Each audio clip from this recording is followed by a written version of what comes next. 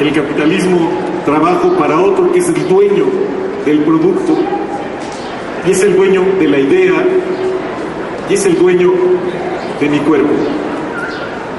La enajenación, dice Marx, en el capitalismo se da por eso, porque hay propiedad privada de los medios de producción y de los productos del trabajo.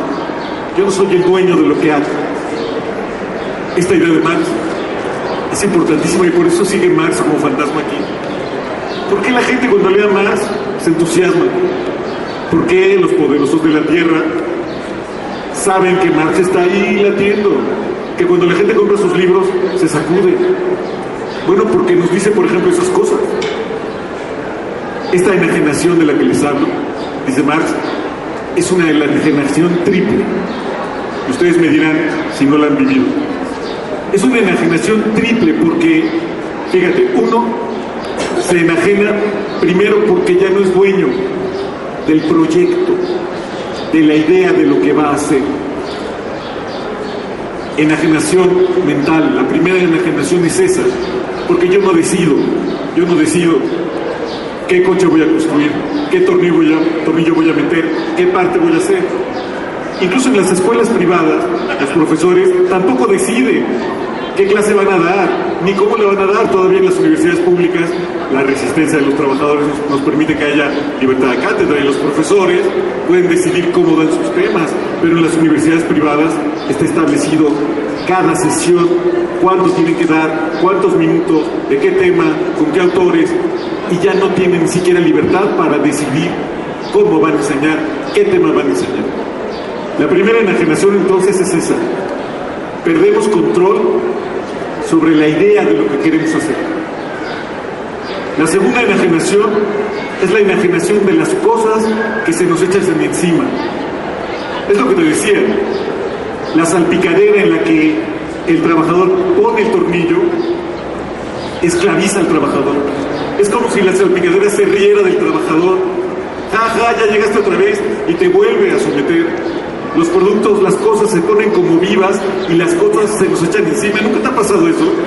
Si arreglas coches, no sabes que el coche como que adquiere vida y se burla de ti y acaba contigo. Y si tejes, y si coses cosas, todo lo que hagas parece tener vida y te acaba, se burla de ti, se te encima, te controla. Esa es la segunda enajenación. La enajenación de los objetos. Y la tercera enajenación, que tal vez sea la más terrible, es la enajenación de nuestros propios cuerpos. Porque el trabajador, cuando entra a trabajar a la Volkswagen y está metiendo el tornillo todos los días, 8 horas, 40 años de su vida, ese trabajador ya no controla el movimiento de su brazo. Cuando lo contratan, renuncia a la idea de lo que va a hacer, porque tiene que hacer la idea que diga el patrón, pero sobre todo renuncia a los movimientos de su cuerpo. Ya no es dueño durante 8 horas diarias de la manera en que se va a mover, en que va a mirar, en que se va a sentar, en que va a sentir, en que va a hablar, porque el trabajo determina cómo tiene que mover las manos, cómo se tiene que sentar, cómo tiene que mirar al otro, cómo tiene que agacharse o no agacharse, qué tan rápido tiene que hablar o qué tan rápido tiene que callarse. Eso se llama Taylorismo. Se inventó después de Marx, pero Marx lo prevé. Dice algo así va a pasar. A los inicios del siglo XX se inventó el Taylorismo, el estudio de tiempos y movimientos. Estudio científico de tiempos y movimientos. No fue Marx, sino Lenin el que estudió eso con mucho cuidado. ¿Se trata de qué? Se trata de que los trabajadores tienen que cumplir con su trabajo siguiendo pautas específicas y muy rígidas. No es que el trabajador vaya a meter el tornillo como se le dé la gana, cuando se le dé la gana, a la velocidad que quiera, con la mano derecha o con la mano izquierda. No. La productividad exige que el tornillo se meta de cierta manera, a cierta velocidad, con cierta potencia, con cierta fuerza, y además exige que todos los trabajadores metan el tornillo exactamente igual. Por eso el Taylorismo inventa el estudio de tiempos y movimientos. Crea posiciones de trabajo. Si alguna vez has trabajado en alguna empresa donde hay que ir a la empresa, allá hay una posición para que te sientes. Y en esa posición está establecido todo. ¿A qué distancia están los instrumentos? ¿A qué distancia están las herramientas? Está establecido cuáles son los movimientos que tienes que hacer.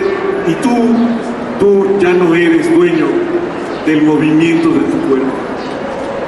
Por eso, el fin de semana te ruedas, te das vueltas, das marometas, o te quedas echado en la cama, o haces quién sabe cuántas cosas, porque solamente cuando no estás trabajando eres dueño de tu manera de relacionarte tú con tu propio cuerpo. El trabajador que está metiendo el tornillo se vuelve como ajeno a sí mismo. La palabra enajenación quiere decir eso, volverse ajeno. De pronto ve pasar su brazo que está metiendo el tornillo, es como si ya no fuera su brazo. Es el brazo de otra persona, de un otro, de una máquina. Es la máquina la que determina el movimiento del brazo y no él. Es como si te hubieras vuelto totalmente loco, porque de hecho estás totalmente loco. Tus manos y tu cuerpo van por otro lado, tu cabeza ya no está ahí, y es como si te desmembraran. Eso es la enajenación, dice Marx.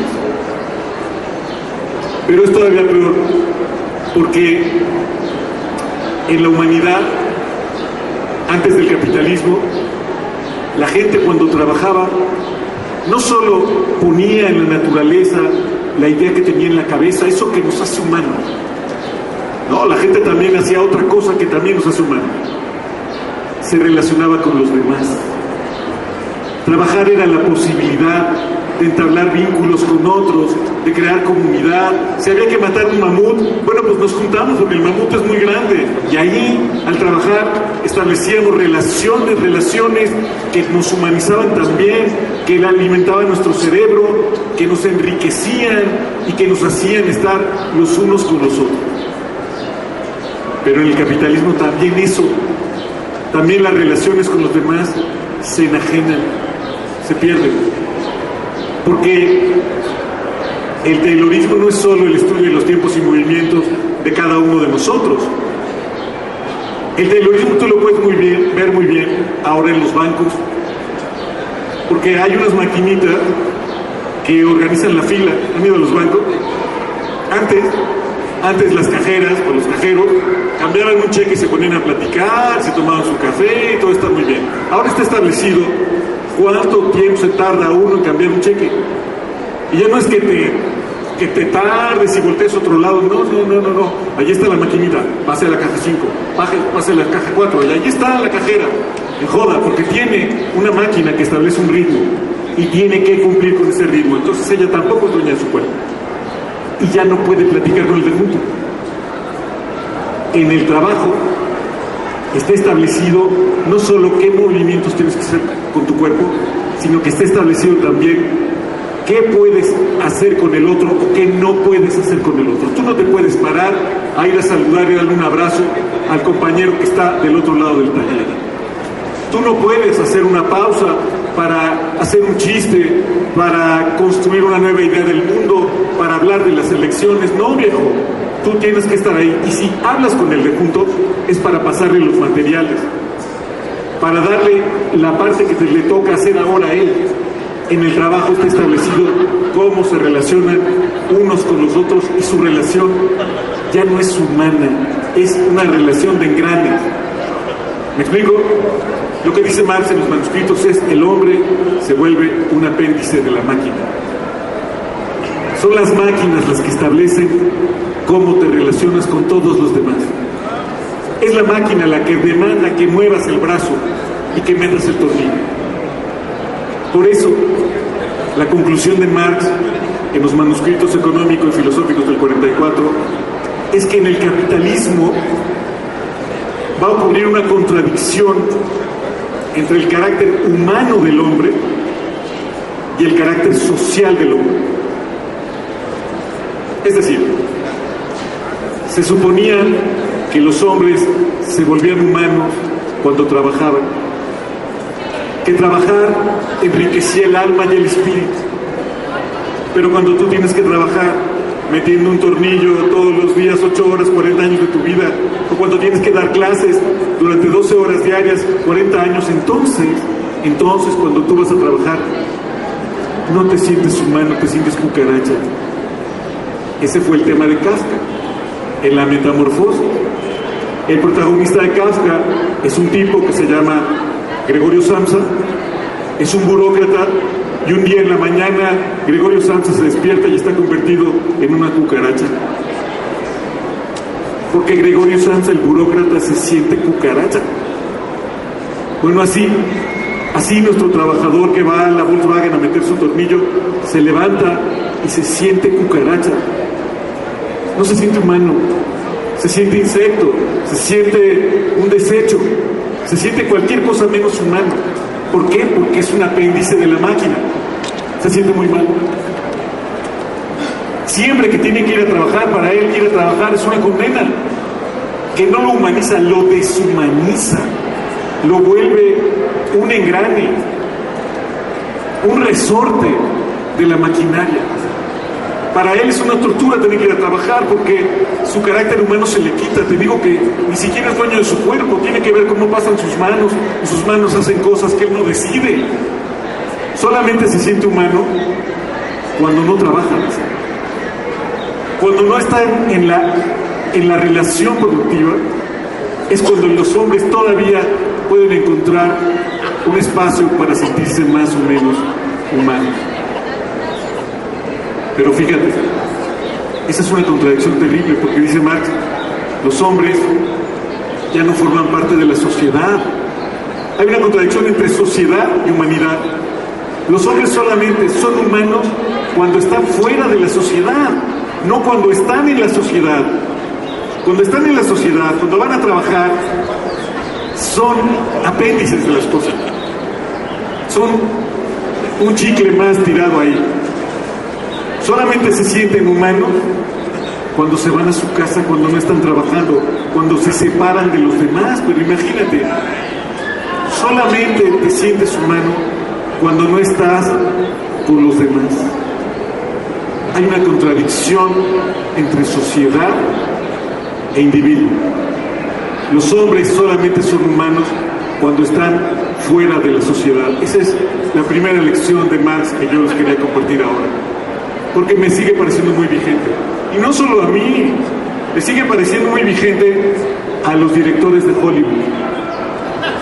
Porque la idea de que los hombres son hombres solo fuera de la sociedad es exactamente la idea de Matrix. Los de Matrix, los de Terminator, los de Mad Max, los de inteligencia artificial, los de la película esta que no es sobre máquinas sino una cosa biológica, 12 monos, ¿lo han visto? Todos estos autores de estas películas toman el guión de Marx. Fue Marx el que dijo eso. Los hombres solo son hombres en el capitalismo fuera de la sociedad. Los hombres, para ser hombres, no pueden vivir en la sociedad, y eso es lo que pasa con Matrix. En Matrix, los que están allí en la ciudad, los que van a trabajar, los que toman cafés, no son humanos. Están dentro de Matrix. Están controlados absolutamente por Matrix. Matrix es la que decide toda su vida, su identidad, su cuerpo, su trabajo. Ellos no lo saben, pero no son humanos. Es la historia de Marx, es lo que dijo Marx, están enajenados. ¿Quiénes son humanos? Los que están afuera de Matrix. Neo, Trinity, ¿cómo se llamaba el maestro de todos ellos? Morfeo, Trinity. Ellos son humanos, pero no están dentro de la sociedad. También en Terminator, ¿dónde viven los humanos? En las cloacas. Eso es una cosa muy chistosa, tanto en Terminator como en Matrix, como en todas estas películas. Los seres humanos viven fuera de la sociedad y viven en las cloacas, viven subterráneamente porque ya no pueden vivir ni siquiera en el medio ambiente. Ser humano es ser un gusano fuera de la sociedad, y eso es lo que dijo Marx. ¿Qué era el capitalismo? Lo dijo hace casi 200 años, pero esa lección es muy, muy importante. Los trabajos más notables de Marx, creo yo, tienen que ver con estas explicaciones que dio acerca de lo que es vivir en la sociedad capitalista, acerca de estas enajenaciones. Volvió a tratar el tema como 20 años después, cuando escribió El Capital. Lo que les acabo de contar ahorita, este es sus escritos de juventud, cuando era chavo, descubrió eso de la enajenación. Pero luego volvió, ya cuando era mayor, cuando escribió su obra más importante, El Capital, del que se cumplen 150 años de su publicación este año. En El Capital, Marx vuelve al tema y descubre un nuevo aspecto de esta enajenación. Un aspecto diferente, pero que complementa muy bien el anterior. Dice Marx, el capitalismo es una sociedad que se caracteriza porque produce mercancías. Los 3 tomos del Capital son una explicación de qué quiere decir eso. Pero así de entrada Marx dice, una mercancía es algo que se produce desde el principio, desde que se produce para cambiarlo. En todas las sociedades humanas se han producido mercancías, algunas poquitas. Digamos, en las primeras sociedades agrarias, los campesinos producían para autoalimentarse y producían unas poquitas cosas para intercambiarlas con otras sociedades. Lo que caracteriza el capitalismo es que aquí la gran mayoría, la inmensa mayoría, el 99.999% de las cosas son mercancías. Quiere decir que la gran mayoría de todo lo que existe en el capitalismo se produce para venderse. Es más, aquí mismo en donde estamos, el 99.9999% de las cosas que hay son mercancías. Es más, todo lo que yo traigo puesto es una mercancía. Porque yo no me hice mi reloj, y el que hizo el reloj no lo hizo para usarlo él, sino para venderlo. El que hizo los calcetines no los hizo para ponérselos él, los hizo para venderse. Y todo lo que yo traigo, todo, es una mercancía. Todo lo que tú traes seguramente también, a menos que traigas algo que te hizo tu abuelita y no te lo vendió, todo lo demás es una mercancía. ¿Ok? Cada vez más cosas en el capitalismo se convierten en mercancías. Dice Marx, cada vez que hay una crisis del capitalismo, cosas que no eran mercancías se convierten en mercancías. Al inicio del capitalismo, el capitalismo empezó vendiendo objetos, sillas, bancos, puertas, ventanas, empezaron a venderse. En cada nueva crisis, cosas que no eran mercancías se convirtieron en mercancías. Después de vender cosas, el capitalismo empezó a vender servicios. La educación, el transporte, se volvieron mercancías. Antes uno se transportaba, después hay que pagar el transporte. Antes uno se preparaba sus cosas de comer, ahora compra comida enlatada. Antes uno, si quería escuchar música, hacía la música, ahora compras los discos. Cada vez más cosas que no eran mercancías se vuelven mercancías. Y ese es un proceso que no tiene límites. Últimamente el capitalismo ha vuelto mercancías cosas que uno nunca pensó que podían ser mercancías. Por ejemplo, ahora se venden los sentimientos. Puedes comprar amor por teléfono, nada más que está muy caro, no te lo recomiendo. Puedes comprar experiencias. Si tienes tu $1,000,000, puedes volverte astronauta, puedes comprar la experiencia de ser astronauta. Puedes comprar la experiencia de ser guerrillero. Allí camino a Coautla, con Coajimalpa también hay unos terrenos, unas cosas, negocios de Gochka, donde pues te prestan un rifle ahí para que le dispares a la gente con pintura. Y ya te puedes sentir guerrillero. Cada vez más cosas que no pensábamos que podían ser mercancías, se vuelven mercancías. Por ejemplo, ahora el cuerpo se vuelve mercancía. Siempre ha sido un poco mercancía, pero ahora es más. Ahora se pueden vender riñones. Hace mucho tiempo que se vende sangre, ahora el cuerpo se vuelve a vender por partes, güey. Y cosas que no pensábamos que pudieran ser mercancías se venden ahora. Por ejemplo, la maternidad se puede vender. Puedes alquilar tu útero. puedes vender tu paternidad también. Y cada vez más cosas que uno jamás hubiera creído que pudieran comprarse y venderse, se compran y se venden. Todos los días nos sorprenden con algo nuevo que se vende. Púchala, ¿no? Al rato vamos a tener que comprarnos a nosotros mismos para ser nosotros mismos. Ajá. Dentro de poco vas a poder vender a tu mamá y a tus hijos, ya los puedes vender.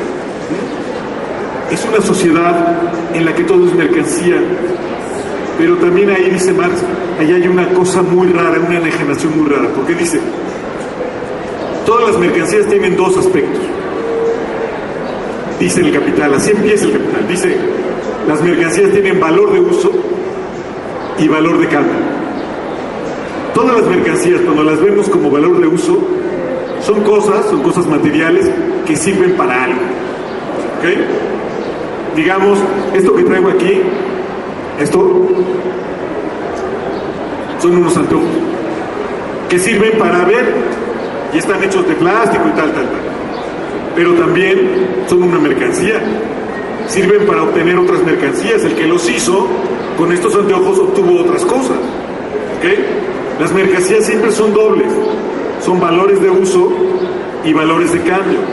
Sirven como cosas para vivir con ellas, para alimentarse, para resolver necesidades, pero sirven también para cambiarse, son dobles. ¿De acuerdo? Todo es doble en el capitalismo, todo es valor de uso y al mismo tiempo es valor de cambio. Pero dice Marx, en el capitalismo todas las cosas son dobles, pero lo peor del caso es que siempre tiene prioridad el valor de cambio sobre el valor de uso. Y eso es terrible. Esa es la otra enajenación del capitalismo. Cuando uno da una clase, por ejemplo, si uno da una clase en la universidad, uno tiene ahí a los alumnos como están ustedes ahorita, y normalmente lo que hace uno es dar clase. Y cuando uno da clase para crecer uno también. Cuando uno enseña, aprende y se forma, y es un placer dar clase. Y también los alumnos están ahí, en teoría, para aprender, para formarse, para crecer. Eso, aprender, formarse, crecer, es el valor de uso. Es la utilidad y la materialidad de la mercancía. Pero en el capitalismo todo es doble, dice Marx. Entonces esa situación también es un valor de cambio. También es una manera en la que yo obtengo billetes para poder vivir. Parece una clase, pero también es un intercambio de mercancías. Yo le vendo a la universidad mi rollo para poder tener dinero y venir a comprar libros aquí al remate de libros. Y los chavos, en teoría están ahí para aprender, pero también están ahí para poder ganar más billetes después. Están invirtiendo. También para ellos es una transacción económica. Están ahí porque quieren tener un título y ese título les va a dar la posibilidad después de comprar más cosas, porque el título también es una mercancía. Sí van a ser médicos, sí van a ser arquitectos, pero además de saber curar, van a obtener dinero por ello. Todas las cosas son dobles, todo es doble, dice Marx, absolutamente todo es doble. Y lo terrible es que siempre gana el dinero sobre el valor de uso. Por ejemplo, en el caso que te estoy dando, yo y mis alumnos vamos ahí porque queremos aprender filosofía y nos llevamos muy bien y nos queremos, pero cuando llega el final del semestre y los chavos como siempre no tienen los trabajos listos, ¿qué van a hacer los chavos? Van a ir a internet y los van a bajar de internet, o van a ir al mercado negro de trabajos y van a conseguir un trabajo de alguien que ya pasó por ahí, le van a cambiar la portada y me lo van a pasar y me van a engañar. ¿Por qué? Porque los chavos saben que eso es doble, que están ahí para aprender, pero también están ahí para tener algo que les dé más dinero. El valor de cambio se impone sobre el valor de uso y entonces ellos van a bajar el trabajo, van a plagiar el trabajo, porque lo más importante es que saquen su título, porque lo más importante es estar allí para tener dinero. Dice Marx, en el capitalismo siempre gana el valor de cambio, siempre. Como en el ejemplo que te estoy dando. Así que uno puede ser todo lo que quiera y puede ser todo lo idealista que quiera, pero siempre ganará el valor de cambio. Así que si alguien te dice, oye, véndeme a tu mamá, tú vas a decir, no, ¿cómo crees, mi mamá, por favor? Ok, vamos a ponerle más ceros al cheque. No, ¿cómo crees? Sigamos poniéndole ceros al cheque. Hasta que llegue un momento en que la venda. Porque siempre, dice Marx, tendrá prioridad el valor de cambio sobre el valor de uso. En esta parte de su obra, Marx le llama, a esta enajenación le llama fetichismo. Dice Marx que en el capitalismo los seres humanos creemos que las cosas están vivas y que son las cosas las que entablan las relaciones sociales y no nosotros. Que son las cosas las que nos llevan al mercado y no al revés. Es como si fuera el carrito del súper el que nos llevara al súper y no que nosotros empujáramos el carrito. Dice Marx, en el capitalismo los seres humanos creen que las cosas están vivas porque todo es mercancía. Y si no tienen mercancías, no pueden entablar relaciones con nadie. El que no tiene acceso a valores de cambio está totalmente aislado. Solamente porque tienes cosas que vender, tienes relaciones con alguien más. Piensa, toda la gente que conoces, ¿a cuánta de esa gente has conocido en el trabajo? A la gran mayoría, a la gran mayoría. Y entonces tienes que agradecer que tienes trabajo, porque si tienes trabajo, quiere decir que tuviste algo que vender. Si no tuvieras nada que vender, no conocerías a nadie.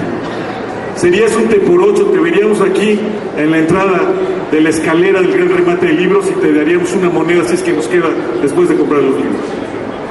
Estarías totalmente aislado, porque si no tienes nada que vender, no le importas a nadie, ni puedes entablar relaciones con nadie.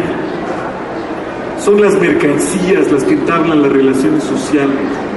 Si no tienes nada que vender, no vas a tener ninguna relación social. Por eso dice Marx, el capitalismo, la gente cree que las cosas están vivas. Dice, ay, la gente es tan tonta que cree que las cosas están vivas en el capitalismo. Pero dice Marx, lo terrible de esto es que es cierto. Que los que creemos que las cosas están vivas tenemos razón porque están vivas. Porque es cierto, no es que estemos orates. Es que es totalmente cierto. Si no tienes una mercancía que te lleve adelante, no vas a poder vivir en el capitalismo. Es el lugar de las mercancías. Si tú no te haces de algo que vender, nunca vas a tratar a nadie más que a ti. Vas a estar completamente solo.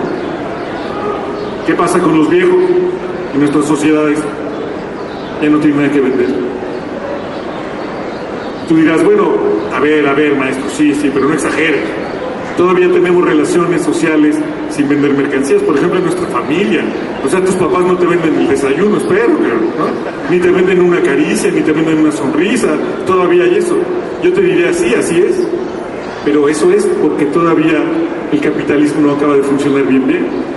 Porque no acaba todavía de establecerse por completo. Cuando el capitalismo se establezca por completo, entonces la paternidad se va a comprar y vender, y tus relaciones con tus padres, con tus hermanos van a ser de how much, de a cómo. Como pasa con los viejos ahora, ya no tienen nada que vender, y entonces los metemos al closet, los metemos debajo de la alfombra, o los dejamos tirados, como dejamos tirados a los perritos, que nos dan demasiada lata. Así es de terrible el capitalismo. Y así es de importante la obra de Marx. Porque Marx se puso a pensar en eso y por eso, 200 años después, Marx sigue dando lata. Porque además, Marx también da solución. ¿Cómo podemos defendernos del fetichismo de la mercancía? ¿Cómo podríamos construir un mundo diferente en el que no fuera necesario vender algo, tener algo que vender para poder vivir con los demás? ¿Qué tendría que pasar? Algo muy simple. Tendríamos que relacionarnos con los demás nada más porque sí. Lo que tendrías que pasar es que salgas a Reforma y a la persona que venga le des un abrazo y le digas, eres mi hermano, te invito a mi casa. Si hiciéramos eso, Si fuéramos capaces de entablar relaciones sin mediación de las mercancías, habríamos vencido al capitalismo. Es tan difícil, pero tan fácil a la vez, que por eso cuando leemos a Marx nos sentimos fascinados, porque nos da la lección terrible de lo durísimo que es vivir aquí, y a la vez nos dice, es tan simple como regresar al valor de uso, es tan simple como quererse los unos a los otros. Gracias.